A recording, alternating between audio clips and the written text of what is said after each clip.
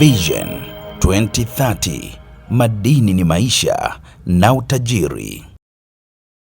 Katibu Mkuu wa Wizara ya Madini, Mhandisi Yahya Sambamba, amewataka wakaguzi wasaidizi wa madini nchini kuendelea kutekeleza majukumu yao kwa ubunifu, uzalendo na uadilifu ili kuhakikisha sekta ya madini inaendelea kutoa mchango mkubwa katika ukuaji wa uchumi wa taifa.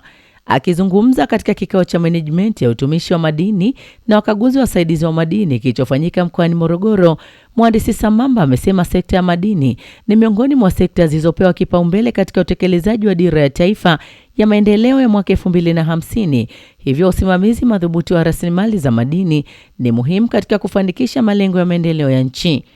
Amesisitiza kuwa serikali imewaamini wakaguzi wasaidizi wa madini kuwa sehemu muhimu ya mfumo wa usimamizi wa sekta hiyo, huku akiwataka kusimamia rasilimali za madini kwa uzalendo na kujiepusha na vitendo vya rushwa.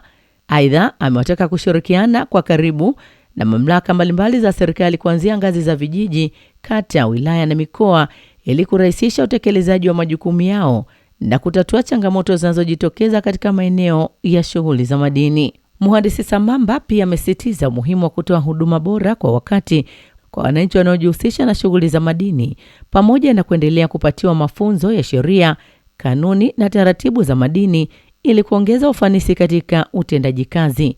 Katika hatua nyingine, amepongeza mchango wa wakaguzi wasaidizi wa madini katika kuimarisha usimamizi wa sekta hiyo, akibainisha kuwa kuanzia Julai 2025 hadi sasa Tume ya Madini imekusanya shilingi trilioni 1.36 sawa na asilimia 113.34 ya lengo la makusanyo kwa mwaka fedha 2025-2026.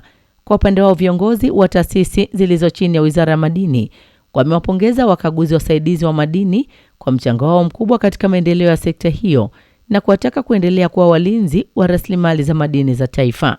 Mohabu TV, Morogoro.